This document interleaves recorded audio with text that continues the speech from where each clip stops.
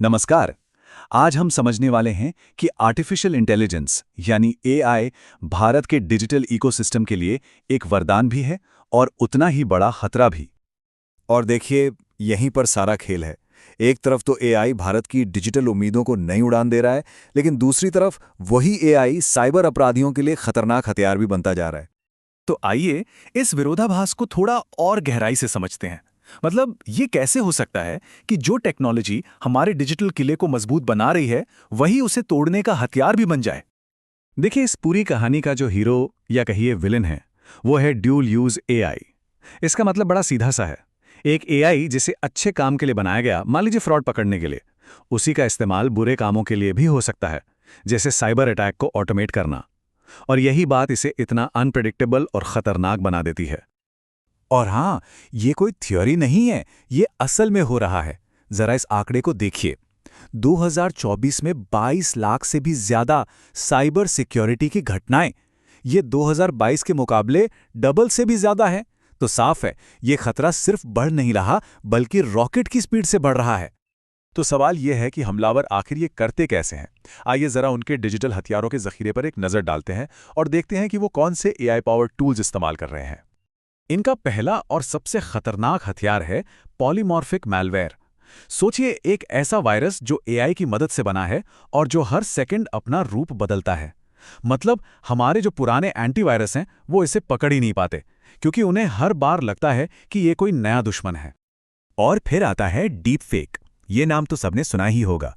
AI से बनाए गए इतने असली लगने वाले ऑडियो और वीडियो कि फर्क करना मुश्किल हो जाए। इनका इस्तेमाल करके किसी की भी नकल की जा सकती है, अफवाहें फैलाई जा सकती हैं और लोगों को ऐसे ठगा जा सकता है कि भरोसे की नींव ही हिल जाए। तो एक डीप फेक स्कैम असल में होता कैसे है? बहुत आसान है। सबसे पहले स्कैमर्स सोशल मीडिया से किसी की आवाज़ का छोटा सा सैंपल उठाते हैं। फिर एआई उस आवाज़ का 100% परफेक्ट क्लोन बना देता है। इसके बाद उसी आवाज़ में परिवार को एक फेक इमरजेंसी कॉल किया जाता है। मैं मुसीबत में हूं, जल्दी पैसे भेजो टाइप का। और घबराहट में लोग पैसे ट्रांसफर कर देते हैं, बिना ये जाने कि उनके साथ धोखा हो गया है। और ये खेल सिर्फ आवाज़ की नकल तक नहीं रुका है। एआई का इस्तेमाल अब बड़े पैमाने पर आइडेंटिटी फ्रॉड के लिए हो रहा है।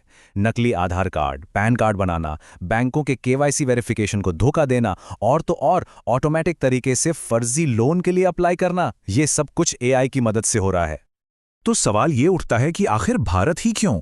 दुनिया में इतने देश हैं, पर साइबर क्रिमिनल्स के लिए भारत इतना बड़ा और आकर्षक टारगेट क्यों बन गया है? चलिए इसकी वजहों को समझते हैं। देखिए, वजह काफ़ी हद तक इन दो नंबरों में छिपी है। एक तरफ हमारे पास 90 करोड़ से ज़्यादा इंटरनेट यूज़र्स हैं और दूसरी तरफ हर महीने 12 अरब से ज़्यादा यूपीआई ट्रांजैक्शंस हो रहे हैं। मतलब ये जो इतना बड़ा डिजिटल लैंडस्केप है, ये मौके तो बना रहा है, लेकिन साथ ही ये अपराधियों के लिए एक बहुत बड़ा खेलने का मैदान भी तैयार कर रहा है। चलिए अब कुछ और चौंकाने वाले आंकड़े देखते हैं। पूरी दुनिया में जितने भी मैलवेयर अटैक होते हैं, उनमें से सोचिए करीब 12.4% अकेले भारत को निशाना बनाते हैं। ये बहुत बड़ा नंबर है। और ये सिर्फ सॉफ्टवेयर की लड़ाई नहीं है। 2024 में ही 9 लाख से ज्यादा ऐसे सिम कार्ड्स ब्लॉक किए गए जो खास तौर पर साइबर क्राइम के लिए ही इस्तेमाल हो रहे थे। इससे पता चलता है कि ये काम कोई अकेला बैठा हैकर नहीं कर रहा, बल्कि ये एक ऑर्गेनाइज्ड ऑटोमेटेड इंडस्ट्री बन चुकी है। और जो सबसे डराने वाली बात है, वो है इसकी ग्रोथ। 2023 में रजिस्टर्ड साइबर क्राइम के मामलों में 31% से भी ज्यादा का उछाल आया। ये बहुत तेजी से बढ़ रहा है। लेकिन रुकिए, कहानी में सिर्फ अंधेरा ही नहीं है। अब तक हमने प्रॉब्लम की बात की, अब जरा सॉल्यूशन की तरफ बढ़ते हैं और देखते हैं कि भारत इस डिजिटल हमले से खुद को कैसे बचा रहा है। देखिए, हर जंग के कुछ नियम होते हैं और साइबर स्पेस की जंग के भी हैं। भारत कानूनी मोर्चे पर भी पूरी तरह तैयार है। स्क्रीन पर आप कुछ जरूरी कानून देख सकते हैं। पुराना आईटी एक्ट हो या फिर नया डेटा प्रोटेक्शन एक्ट, ये सब मिलकर एक ऐसा ढांचा तैयार करते हैं जिससे साइबर क्राइम से लड़ा जा सके और हमारे डिजिटल राइट्स को प्रोटेक्ट किया जा सके। अब यहाँ पे डिफेंस की स्ट्रैटेजी बदल रही है। पहले क्या होता था, हम जाने पहचाने चोरों की एक लिस्ट रखते थे, लेकिन अब चोर एआई की मदद से रोज अपना हुलिया बदल रहा है।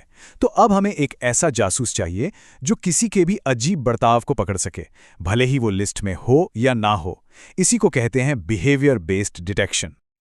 और इसी से जुड़ा एक और कमाल का कॉन्सेप्ट है जीरो ट्रस्ट आर्किटेक्चर। इसका सिद्धांत बड़ा सिंपल है। किसी पर भरोसा मत करो, हर बार वेरीफाई करो। इसे ऐसे समझिए जैसे आप एक हाई सिक्योरिटी बिल्डिंग में हैं, जहां आपको हर एक दरवाजे पर अपना आईडी कार्ड दिखाना पड़ता है, चाहे आप बॉस ही क्यों ना हो। यही लॉजिक अब डिजिटल नेटवर्क्स पर लागू हो रहा है। और अच्छी खबर यह है कि ये नई स्ट्रैटेजी काम कर रही है। डिफेंसिव एआई यानी बचाव करने वाला एआई साइबर अटैक के असर को 70% तक कम कर सकता है। तो ये साबित होता है कि एआई सिर्फ हथियार नहीं है, ये एक बहुत मजबूत ढाल भी बन सकता है। तो आखिर में हम कहाँ खड़े हैं? ये एक कभी ना खत्म होने वाली जंग है। एक तरफ है अटैकिंग एआई और दूसरी तरफ है डिफेंडिंग एआई। ये एक तरह से दिमाग, स्ट्रैटेजी और टेक्नोलॉजी की एक सतत लड़ाई है। लेकिन एक बात हमें हमेशा याद रखनी होगी कि इस प्रॉब्लम का हल सिर्फ टेक्नोलॉजी से नहीं निकल सकता। जैसा कि ये कोट हमें याद दिलाता है, हमें इंसानी निगरानी, मजबूत नियम कानून और सबसे जरूरी आपसी सहयोग की जरूरत पड़ेगी। अकेले कोई नहीं जीत सकता। और आखिर में एक सवाल जो हम सबको सोचना चाहिए, एआई तो हर गुजरते दिन के साथ होशियार होता जा रहा है, पर क्या हम इंसान इस चुनौती से निपटने और एक दूसरे को सुरक्षित रखने के लिए उतने ही स्मार्ट हो रहे हैं? ये एक बड़ा सवाल है।